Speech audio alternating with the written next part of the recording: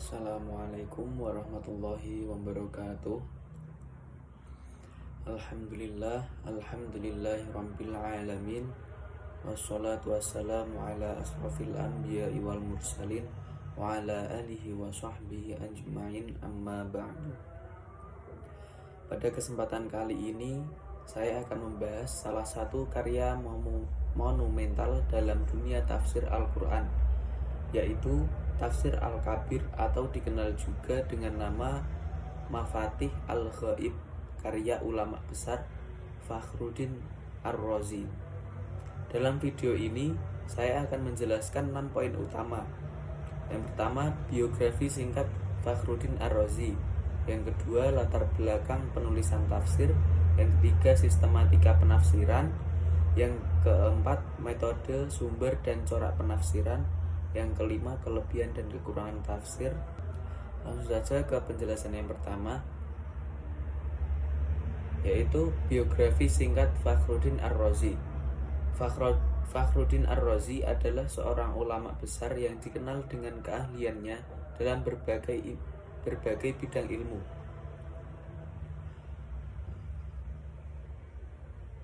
Nama lengkap beliau adalah Abu Abdullah Muhammad bin Umar bin Al-Husain At-Taimi Al-Bakhri Ar-Razi. Beliau lahir di kota Rai, Persia pada tahun 543 Hijriah atau 1149 Masehi. Beliau dikenal dengan gelar Fakhruddin yang berarti kebanggaan agama. Beliau wafat pada tahun 606 Hijriah atau 1210 Masehi di kota Herat. Ar-Razi adalah seorang ulama yang menguasai berbagai disiplin ilmu, termasuk tafsir Al-Quran, teologi atau kalam, filsafat, logika, astronomi, dan kedokteran. Beliau belajar ilmu agama dari ayahnya, yang juga seorang ulama besar, dan kemudian memperdalam ilmu pengetahuan di berbagai pusat pembelajaran di dunia Islam. Pemikiran-pemikirannya yang mendalam menjadikan beliau tokoh penting dalam sejarah peradaban Islam. Yang kedua yaitu latar belakang penulisan tafsir. Tafsir Al-Kabir atau Mafatih Al-Ghaib ditulis oleh Ar-Razi sebagai respon terhadap kebutuhan umat Islam pada masa itu untuk memahami Al-Quran secara mendalam. Pada era beliau, dunia Islam sedang mengalami kemajuan dalam berbagai bidang ilmu pengetahuan, terutama filsafat, logika, dan ilmu kalam. Ar-Razi ingin menunjukkan bahwa Al-Quran adalah kitab yang tidak hanya relevan untuk urusan spiritual, tetapi juga memiliki jawaban atas berbagai persoalan intelektual. Dengan menulis tafsir ini, beliau berharap dapat memberikan panduan kepada umat Islam untuk memahami Al-Quran dengan pendekatan yang rasional dan ilmiah, tanpa meninggalkan nilai-nilai spiritualitas dan tradisi keilmuan Islam. Fakhruddin Ar-Razi menulis tafsir Al-Kabir dalam konteks perkembangan ilmu pengetahuan dan tantangan intelektual yang dihadapi dunia Islam pada abad ke-12. Yang pertama yaitu kondisi dunia Islam pada masa Ar-Razi. Kemajuan ilmu pengetahuan. Pada masa hidup Ar-Razi, dunia Islam mengalami puncak kejayaan dalam berbagai bidang ilmu, seperti filsafat, astronomi, matematika, dan kedokteran. Ada integrasi antara ilmu agama dan rasionalitas yang berkembang pesat. Ar-Razi berupaya menunjukkan bahwa Al-Quran tidak hanya relevan secara spiritual, tetapi juga sebagai sumber ilmu pengetahuan dan jawaban atas berbagai persoalan ilmiah. Pengaruh ilmu kalam. Pada saat itu, perdebatan teologis antara berbagai aliran seperti Mu'tazilah, Asy'ariyah, dan kelompok lainnya sangat intens. Ar-Razi yang merupakan tokoh Asy'ariyah menulis tafsir ini untuk memperkuat argumen-argumen teologi dengan basis Al-Quran serta menjawab berbagai persoalan filosofis dan akidah yang diangkat oleh aliran lain. Tantangan dari pemikiran filsafat Yunani adalah pengaruh filsafat Yunani terutama karya-karya Aristoteles dan Plato mulai masuk ke dunia Islam melalui terjemahan. Beberapa ulama mengadopsi pendekatan filsafat, sementara yang lain menolak sepenuhnya. Ar-Razi mengambil jalan tengah dengan mengintegrasikan filsafat dan logika dalam tafsirnya untuk memperkuat pemahaman ayat-ayat Al-Quran. Yang kedua, tujuan penulisan tafsir. Menjawab tantangan rasionalisme. Ar-Razi ingin menunjukkan bahwa Al-Quran adalah kitab yang mampu menjawab pertanyaan-pertanyaan rasional, termasuk yang terkait dengan ilmu kalam dan filsafat. Tafsir ini bertujuan untuk memberikan dasar rasional bagi keyakinan umat Islam, sehingga mereka tidak terguncang oleh pemikiran yang berasal dari luar Islam. Menyatukan ilmu agama dan rasionalitas. Dalam tafsirnya, Ar-Razi berusaha menyelaraskan antara wahyu atau Al-Quran dan akal. Beliau percaya bahwa keduanya tidak bertentangan, tetapi justru saling melengkapi. Memberikan tafsir mendalam dan universal. Tidak seperti tafsir sebelumnya yang cenderung fokus pada aspek bahasa atau hukum, Ar-Razi ingin membuat tafsir yang komprehensif, mencakup teologi, filsafat, sains, bahasa, dan hukum. Yang ketiga, gaya penulisan yang inovatif. Meninggalkan tradisi tafsir konvensional. Sebagian besar tafsir sebelum tafsir Al-Kabir lebih menekankan pada riwayat atau tafsir bil ma'sur.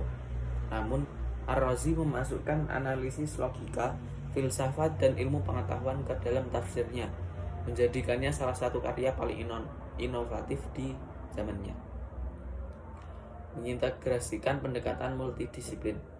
Dalam satu ayat, Ar-Razi bisa membahas aspek kebahasaan, asbabun nuzul, hukum, serta implikasi teologis dan filosofisnya. Hal ini menjadikan tafsirnya relevan bagi berbagai kalangan, bagi baik ahli agama maupun ilmuwan. Yang keempat, respon terhadap pemikiran ulama terdahulu. Ar-Razi banyak mengkritis pandangan ulama tafsir sebelumnya seperti Al-Zamakhsyari yang dikenal dengan tafsir Al-Hanshaf. Ia memberikan kritik terhadap pendekatan linguistik yang dianggap kurang memberikan ruang pada aspek rasional dan filosofis. Tafsir ini juga merupakan jawaban atas karya-karya Mu'tazilah yang terlalu menonjolkan akal. Dengan memberikan pendekatan yang lebih moderat namun tetap logis. Yang kelima, kontribusi tafsir terhadap dunia Islam. Tafsir Al-Kabir menjadi rujukan utama dalam pembahasan tafsir berbasis rasionalisme hingga saat ini. Penulisan tafsir ini juga memperkuat posisi Asy'ariyah dalam menghadapi tantangan intelektual dari aliran-aliran lain. Dengan memasukkan pembahasan filsafat dan ilmu pengetahuan, Ar-Razi membuka jalan bagi integrasi ilmu agama dan ilmu modern dalam kajian Al-Quran. Penjelasan yang ketiga yaitu sistematika penafsiran. Fakhruddin Ar-Razi memiliki metode dan sistematika khusus dan dalam menyusun tafsir Al-Kabir yang mencerminkan kecenderungan rasional, filosofis, dan multidisiplin. Yang pertama yaitu pendahuluan ayat atau muqaddimah. Sebelum memulai penafsiran ayat, Ar-Razi biasanya memberikan pengantar yang mencakup hubungan antar ayat atau munasabah.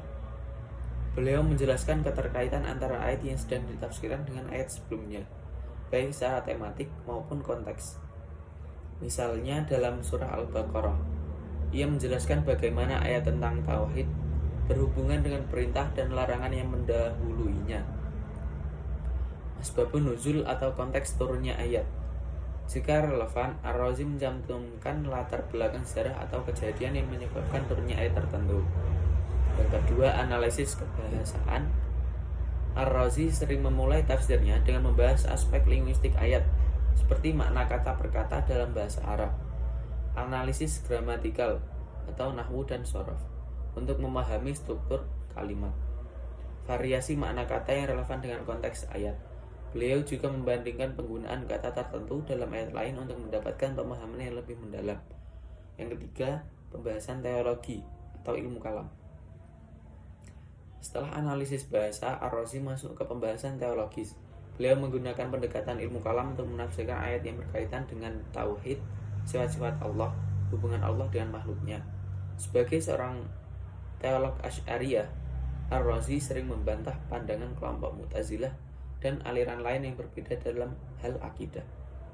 Yang keempat, pendekatan filosofis dan rasional. Ar-Razi dikenal karena memasukkan argumen filosofis dan logika dalam tafsirnya. Beliau sering mendiskusikan pertanyaan metafisika seperti sifat keberadaan Allah dan hubungannya dengan alam semesta. Bukti rasional keberadaan Allah, hubungan antara akal dan wahyu dan memahami Al-Quran. Contoh dalam menafsirkan ayat tentang penciptaan langit dan bumi, Ar-Razi menyertakan teori-teori tentang kosmologi dan filsafat alam. Yang kelima yaitu pembahasan ilmu pengetahuan dan fenomena alam. Salah satu ciri khas tafsir Al-Kabir adalah dimasukkannya pembahasan ilmu pengetahuan yang relevan dengan ayat-ayat tertentu.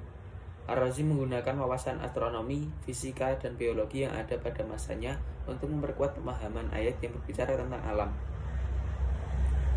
Contoh ketika menafsirkan ayat tentang penciptaan manusia, yang menghubungkannya dengan pengetahuan tentang embriologi dan proses biologis. Yang keenam, pembahasan hukum atau fikih. Untuk ayat-ayat hukum, Ar-Razi menyertakan pandangan dari berbagai mazhab fikih. Beliau tidak hanya mencantumkan pendapat mayoritas tetapi juga mengkritisi argumen yang dianggap lemah. Hal ini menunjukkan sikapnya yang objektif dalam membahas perbedaan pandangan. Yang ketujuh, pembahasan kisah dan hikmah atau qasas dan mau'idhah. Untuk ayat-ayat yang berisi kisah para nabi atau peristiwa masa lalu, Ar-Razi memberikan penafsiran mendalam dengan fokus pada hikmah dan pelajaran yang bisa diambil. Beliau sering mengaitkan kisah tersebut dengan konteks sejarah dan realitas umat pada zamannya. Yang kedelapan, penyimpulan dan penutup atau khulasah. Setelah membahas ayat secara mendalam, Ar-Razi biasanya menyimpulkan poin-poin utama tafsirnya. Beliau sering menyebutkan pelajaran praktis yang bisa diambil dari ayat tersebut untuk kehidupan sehari-hari. Yang kesembilan, penulisan yang terstruktur. Tafsir Al-Kabir disusun secara teratur mengikuti urutan mushaf Al-Quran. Setiap ayat atau kelompok ayat yang dibahas secara sistematis dengan bagian yang jelas, seperti pendahuluan, analisis bahasa, kajian teologi, filsafat dan ilmu pengetahuan, hikmah dan relevansi ayat. Yang ke-10, ciri khas sistematika penafsiran. Kedalaman dan kompleksan. Ar-Razi tidak hanya memberikan satu tafsiran tetapi juga menyajikan beberapa kemungkinan makna, kemudian memilih tafsiran yang menurutnya paling kuat. Dialogis. Tafsir ini sering menggunakan gaya dialogis, di mana Ar-Razi menyebutkan pandangan ulama lain, lalu mengkritisinya atau mendukungnya dengan argumen yang logis. Tafsir ini integrasi multidisiplin. Tafsir ini tidak hanya membahas agama tetapi juga mengintegrasikan ilmu logika, filsafat, sains, dan hukum.